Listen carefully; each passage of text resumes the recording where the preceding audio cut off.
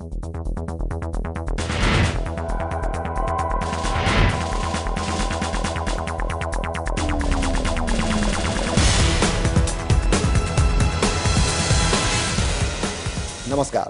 मौर्य पर आपका स्वागत है। मैं हूं कुमार राजेश और इस वक्त एक खास मुलाकात होने वाली है झारखंड विधानसभा अध्यक्ष सीपी सिंह जी से।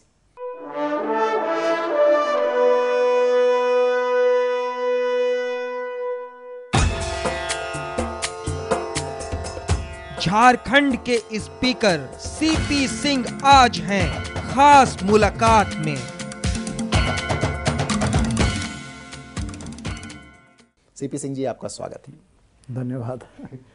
एक खास बात जो आम लोग जानना चाहेंगे कि विधानसभा का पद होता तो है बड़ा पद, गरिमामय पद, लेकिन आम लोग पर इसका कुछ कभी कभी कंफ्यूजन सा रहता है। उन्हें पता नहीं लगता है कि आखिर ये पद है क्या। एक एक्टिव पॉलिटिशियन अचानक एक गैर राजनीतिक पद की ओर किस तरह एडजस्ट कर पाता है? कितनी खुशी हुई थी या कितनी चुनौती आपको लगी थी जब आपको बनाया गया? यदि आप सही बात पूछेंगे तो खुशी और गम दोनों था। इसलिए खुशी इस बात का था कि झारखंड विधानसभा का स्पीकर होना, मैंने जिंदगी में देखिए कभी सोचा भी नहीं था कि मैं विधायक होऊंगा। जब विधायक हो गया तो स्वाभाविक है कि उसके आगे हर व्यक्ति ऊंचाइयां छूना चाहता है, तो स्पीकर हो गए। लेकिन गम इस बात का था कि एक्टिव पॉलिटिक्स में समस्या होती है। मेरी आदत रही है और लगभग 40 साल से मैं लगातार एक्टिव पॉलिटिक्स में रहा हूँ। जब मैं 8वीं कक्षा का छात्र था उस समय से ही मैं पार्टी में काम करना प्रारंभ कर दिया। 8वीं क्लास के विद्यार्थी से अब तक 40 साल हो गए हैं। 10 साल नवगठित झारखंड में, उससे पहले बिहार में। तो अब धरना प्रदर्शन जुलूस, चूँकि अधिकतर समय तो विपक्ष में ही बीता है और कभी कभी तो सत्ता में रह करके भी करना पड़ता है। तो मैं देख रहा था कि अब इसमें मैं भाग नहीं ले पाऊंगा, तो स्वाभाविक है इस बात का दर्द था। लेकिन मैं इस बात को सोचकर कि ईश्वर ने जो निर्धारित किया है, पार्टी जो निर्धारित करती है, पार्टी के अनुशासन के तहत इस काम को करना है।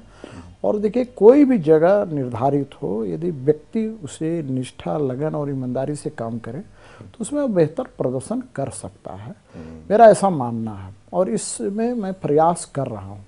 कितना मैं सफल हूँ, कितना असफल हूँ, ये तो जनता तय करेगी। फिलहाल तो अभी 1 साल का ही वक्त गुजरा है विधानसभा। अभी लगभग 1 साल, 6 जनवरी को मैंने संभाला है पद। तो 6 जनवरी से लेकर अभी तक लगातार मैं एक कोशिश कर रहा हूँ। मैं नहीं कहता कि मैं इससे पूर्ण रूप से संतुष्ट हूँ, लेकिन उतना असंतुष्ट भी नहीं हूँ। कैसे ये माने, एक जुमले की मुझे याद आ रही है कि हर किसी को मुकम्मल जहां नहीं मिलता, कहीं जमी कहीं आसमान नहीं मिलता। तो क्या बतौर राजनीतिज्ञ सीपी सिंह जी जब रांची से विधायक रहे, 1 बार नहीं, 2 बार नहीं, 3 बार नहीं, 4 बार, तो मन तो होगा, इच्छा तो होगी कि कैबिनेट मंत्री बनते, मुख्यमंत्री बनते, लेकिन बन गए स्पीकर? देखिए, मन तो विधानसभा अध्यक्ष बनने के पहले स्वाभाविक रूप से कैबिनेट मंत्री बनने की इच्छा थी। आज भी इच्छा है कि मैं जब बनूं तो मुख्यमंत्री बनूं। तो कैबिनेट मंत्री के बारे में सोचता भी नहीं हूं, क्योंकि स्पीकर का पद पाने के बाद मंत्री की कैबिनेट मंत्री से ऊपर वाली बात, अब ऊपर वाली बात है। तो इसलिए इच्छा तो मन में है, राजनीतिक क्षेत्र है, सेवा का क्षेत्र है, तो स्वाभाविक है ऊंचाइयां छूना चाहूंगा मैं। और संतुष्टि असंतुष्टि की बात नहीं है, पूर्ण रूप से तो कोई भी व्यक्ति संतुष्ट नहीं हो सकता है।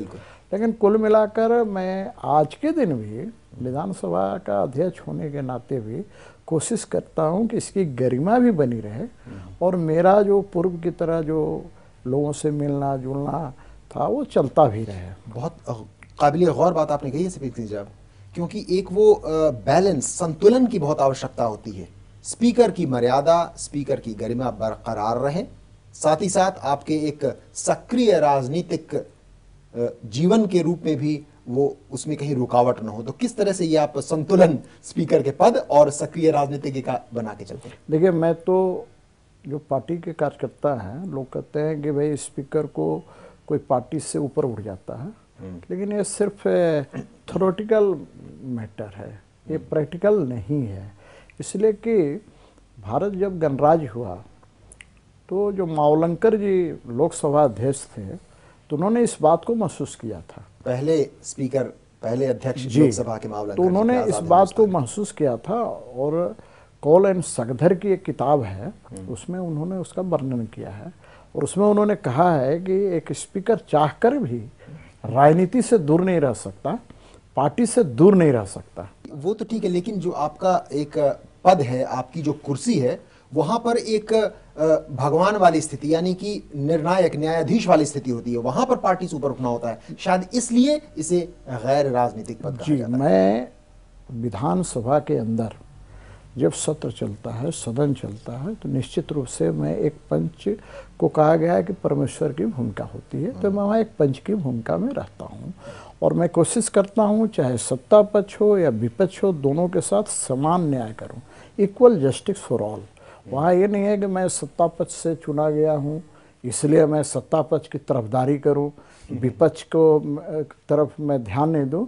मैं कोशिश करता हूँ कि ज़्यादा से ज़्यादा, बल्कि विपक्ष को ज़्यादा ये कहने का अवसर न मिले कि सत्ताधारी दल के इसलिए हमारे साथ अन्याय हो रहा है। कोशिश करता हूँ, लेकिन ये कोशिश करता हूँ कि दोनों में समानता बनाए रखे और समान दूरी बनाए। क्या आपको लगता है, ईमानदारी से बताइए, कि जो जिस कोशिश की आप बात कर रहे हैं सीपी सिंह जी, वो कोशिश कामयाब हुई है ज़्यादा? नहीं, देखिए एक बात मैं बता देता हूँ कि मैंने अपनी तरफ से मैंने कोशिश किया है, लेकिन तब क्या है कि मैं यह महसूस करता हूँ कि खास करके विपक्षी दल को भी ये लगता है कि शायद ये सत्ता पक्ष के लिए ज़्यादा उनके तरफ है, सत्ता पक्ष को ये लगता है कि विपक्ष को ज़्यादा बढ़ावा दे रहे हैं। लेकिन एक बात है, दोनों की अपनी अपनी राय, जैसा आपने कहा सत्ता पक्ष को लगता हो, विपक्ष को लगता हो, लेकिन विपक्ष के पास एक ठोस आधार है, ठोस आरोप है सीपी सिंह जी। अभी चूंकि आप बिहार झारखंड के करोड़ों दर्शकों से मुखातिब, इसलिए आप ईमानदारी से जवाब दीजिएगा। उनके पास एक ठोस आधार है आप पर आरोप लगाने का कि बतौर स्पीकर एक गैर राजनीतिक पद पर होते हुए भी, निरपेक्ष होते हुए भी, अभी जो सरकार अर्जुन मुंडा जी की है, उस समय जब गवर्नर के सामने परेड हुआ था तो आप बतौर बीजेपी विधायक गवर्नर साहब के सामने परेड में शामिल हुए थे। जी, वो स्पीकर के गरिमा में पद की कुछ अवहेलना होती है, ऐसा विपक्ष का पर आरोप? नहीं, विपक्ष के आरोप तो और भी बहुत है। मैं अभी समय नहीं है उतना कि मैं उसकी भी चर्चा करूं, लेकिन जिस गवर्नर की बात कर रहे जाने का, बिल्कुल मैं गया था, मैं इससे कहीं इनकार नहीं करता और कुछ इलेक्ट्रिक चैनल ने इसको दिखाया भी था, बहुत बार दिखाया भी। लेकिन एक बात बताइए जी, मैं जिस दल से चुना गया हूँ, आखिर एक स्पीकर जब कुर्सी पर बैठता है और जब वहाँ पर मत विभाजन होता है और मत विभाजन में बराबरी की बात आती है, तो आखिर स्पीकर मत देता है कि नहीं मत देता है? एक्सेप्शनल सिचुएशन में राष्ट्रपति शासन का दंश लोग झेल रहे थे, चाहे सत्तारूढ़ दल हो या विपक्षी दल हो, एक एक विधायक चाहता था कि यहाँ सरकार बने, चाहे वो जिसकी भी सरकार बने। स्वाभाविक है, वैसी स्थिति में मुझे वहाँ इसलिए जाना पड़ा कि कहीं हमारे न जाने से कहीं सरकार बनने में कहीं कोई दिक्कत ना आए, इसलिए मैं गया। और इसे मैं कोई डंके की चोट पर कह रहा हूँ, कोई मैं ये नहीं कह रहा हूँ, मैं इसलिए गया कि यहाँ सरकार बननी चाहिए, ये अस्थिरता का दौर समाप्त होना चाहिए, इसलिए कि विकास कार्य बाधित होते हैं। हमारा एम छोटा नहीं है, मेरा एम बहुत बड़ा है। झारखंड की चिंता थी आपको, और साथ ही आपने गरिमा में पद की का उल्लंघन नहीं किया था, आपने कहा, क्योंकि सदन के भीतर की वो बात नहीं थी। डंके की चोट पर आप बात कर रहे हैं और हमारे तमाम दर्शक भी इसको महसूस कर रहे हो कितनी बेबाकी से खास मुलाकात जारी है झारखंड के विधानसभा के अध्यक्ष सीपी सिंह जी से। यहाँ वक्त हो चला है एक छोटे से ब्रेक का, लेकिन ब्रेक के बाद जब आप लौटेंगे तो आपको बताएंगे किस तरीके के इंसान हैं सीपी सिंह जी साहब, क्या है इनका परिवार, कैसे शुरुआत हुई थी राजनीतिक जीवन के सीपी सिंह साहब की। लेकिन इन तथ्यों पर, पहलुओं पर हम रोशनी डालेंगे इस छोटे से ब्रेक।